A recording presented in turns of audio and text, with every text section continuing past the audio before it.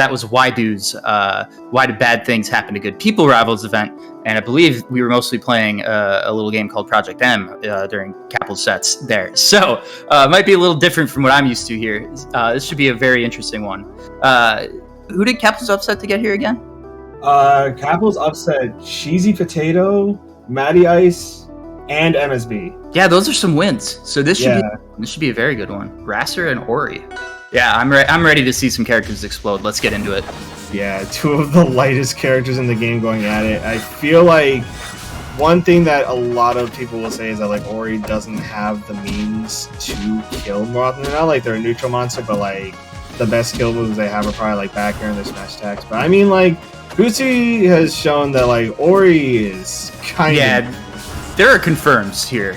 Like I get that it can definitely feel like you get the character to a certain percent, you lose your confirms, and then it's hard because everything's a raw smash attack, right? I'm assuming that's the complaint. And yeah, that can definitely be tough, especially when you're playing against higher level players. But I do think this character has every tool you would ever need. Yeah, a lot of the confirms can come from things like Sign Charge now, especially since like it'll pop it just like that, and you have like no delay on your response to it. Yeah, exactly. And it feels like, though, that this would be as a result of that kind of thing. Ooh, there's a great up smash. But it just feels like that would make this character a little bit tougher to play in an online scenario.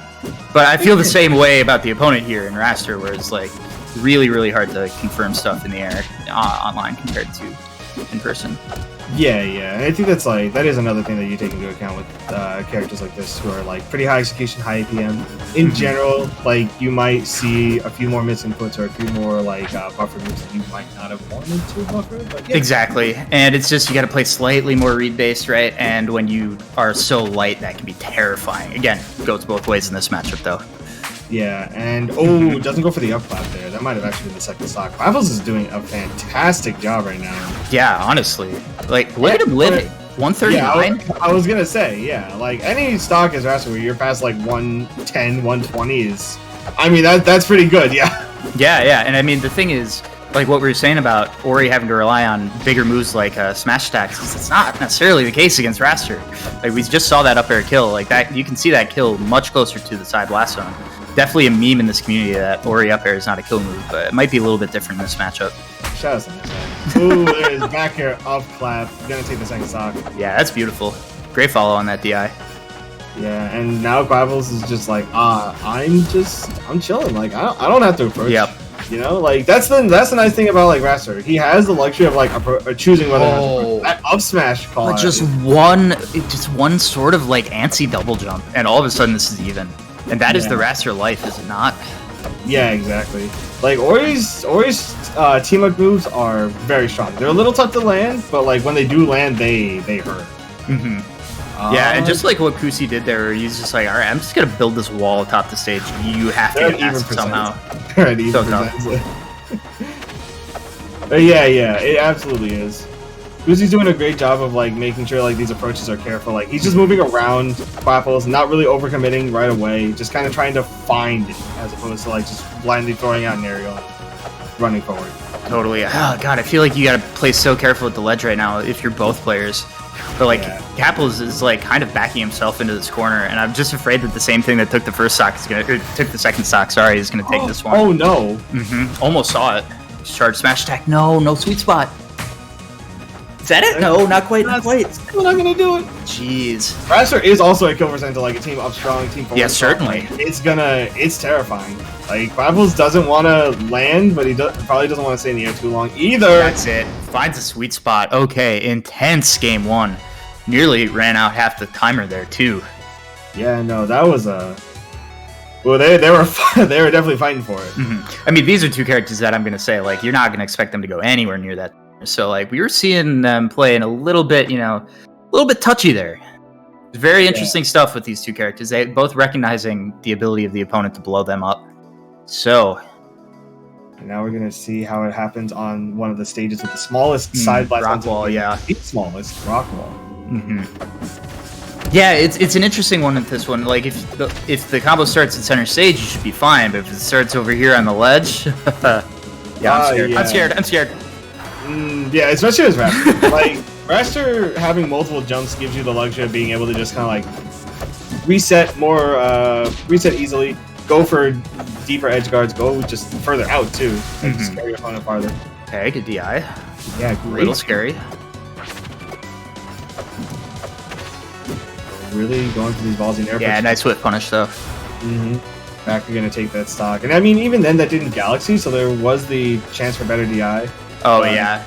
I think Ori's gonna be going for it, like, you know, like there's gonna be times where Ori's not gonna be killing to like 120, 130. For sure. I think Qapples recognized he overextended, was trying to get out of there.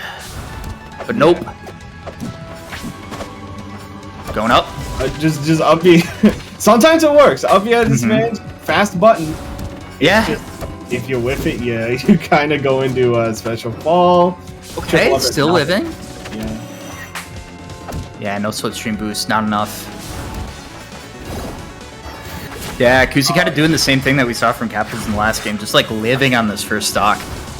Yeah, and the nice thing is that like he saw that Qapples was getting a little more desperate for like a confirm out of the down B, so he was spacing outside of the down B range intentionally. Yep. And then when he spaced inside the range, he parried because he knew it was gonna come. It was at the ledge every single time. He's like, all right, you know, I'm just gonna do it. Yeah, oh, there okay. it is. Yeah. You get one. Yep, gotta keep him honest. Yeah, always get one. But yeah, Kusi's doing such a good job of just like recognizing that with the lead, there's just not that much that Raster can force right now. Yeah, exactly. Raster has to be the one to approach, and you can sort of snuff out those hitboxes fairly well. I mean, you do have Sign Charge, which is, of course, just like a large hitbox you can throw in front of you if you want. Just wave dash forward, wave dash back, and then just pop the Yep. Just like Yeah, that. there it is. He knew. He knows technology. Of course he knows technology. Okay. There it is. Sign Charge up strong. Gonna take game 2 for Kusi. Now we're one apiece. Yeah, it was really, really good response to the sort of like slower game that Qapples was presenting. So is Qapples gonna have to speed it up if he wants to win this? Maybe. We'll see. Power Heaven. Yeah, I think Kusi kind of didn't let the downer stuff, like the air camping, get to him too much. He kind of stayed composed, stayed a little more. It feels like the first stock is absolutely critical. Oh yeah, if they take the first stock and start getting like percent, it can absolutely snowball. Especially since like your opponent will start to feel like the mental pressure of needing to close out the stock that they're constantly racking damage up on. Okay, this is a big opening. Holding in on all these back airs. But man, yeah, the reversal is enough just by itself to pretty much even it out. Okay, down there, yeah, the pop. Yeah, good DI on that up air. Not gonna get the sweet spot there strong. Yeah, it's just standing there. He's just like, you know, it's fine. I don't really gotta approach you. Technically, you're winning, but like, are you really? You know what I'm saying?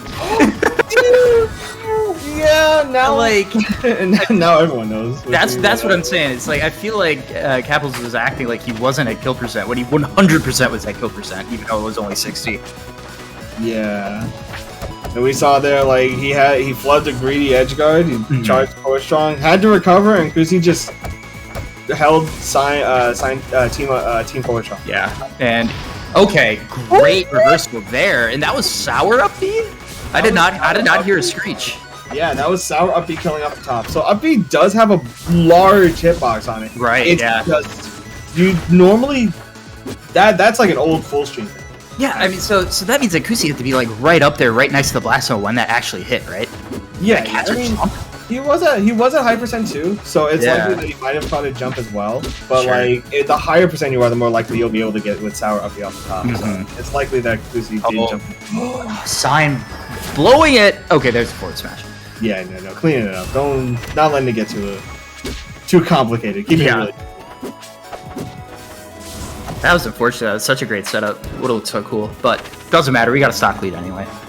Yeah, stock just crouching. Yep. Oh, that was that reverse up air.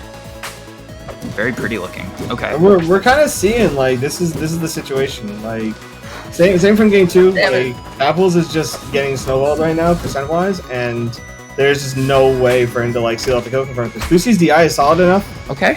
As I say that. 105 is certainly was not DI was certainly not the problem there. Yeah.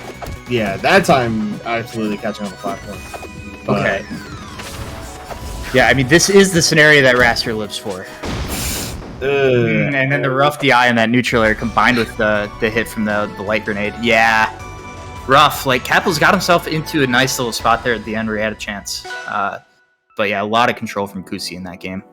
Yeah, and now we go into game 4. Qapples counterpicking to Frozen Fortress. I've seen him counterpick here a lot. It seems to be like a really good comfort state for him. So we'll see how it goes. It strikes me whenever or at least when I saw Kusi start doing this thing where you just get into the down B range, like you were saying, and start crouching, it just like, it exudes confidence in a way that it feels like Qapples just hasn't understood how to deal with yet. This is a good start. This is a very good start. Oh, absolutely. Alright. But now we have Raster on stage again. Back to up B again at disadvantage. I'm not sure why in situations like that he's up B. Like when it's on the ground and when you can still get punished for it, because it's minus enough and it puts you in a free fall regardless of if you hit your opponent. Yeah, like I don't know. On this stage with up Bs, I always wonder about the platform mix-up, but not that one. Like there's no platform even. So yeah, he just kind of ran up and tried to hit the sweet spot up B, and Kusi's like, all right, if you hit it, maybe I die, but if you get the sour, I'm just gonna punish you. And we're seeing it right now. Yeah. Like, so I watched a bit of Summit last weekend, and one of the stats that I love that they do on that is the openings per kill metric. Like that's kind of I would love to get working on other games. And, you know, we've got some stuff that we're trying to work on PG stats to do that kind of thing. But like, but yeah, like Kusi is the way that he's playing. He like, I swear it's like 3-4 openings max per stock right now, and it's just like. A lot of people, when they play a character like Ori, myself included, will get like so lost in the number of aggressive options that you have and just trying to put them out there at all times. But he really understands how good this character is at just taking one opening, taking it all the way to the top like that, and just winning off like 2 hits. And like the way that he was playing campy for most of that set before game 4 is just like, God. It's so hard to deal with somebody who understands that kind of power, and Kusi playing so well that whole set with it. Kusi's nice with it. That was great. That was tremendous. Crazy good with it. That was a very solid 3-1. Like, as the games progressed, like, Kusi just became more and more dominant, ending the whole set with a 3 stock, too. Yeah. Yeah, I mean, it's just like, all right, you want to camp? All right, I'll figure out your camping rhythm, and then it's over. I'll get a lead, and I will simply win. Exactly. And that's what we saw. Just like textbook. There was some stuff that happened on that last stock there that I thought was wild. Like, he managed to catch the up B just the frame before it actually hit. Like, yeah, I think it was an up tilt that hit the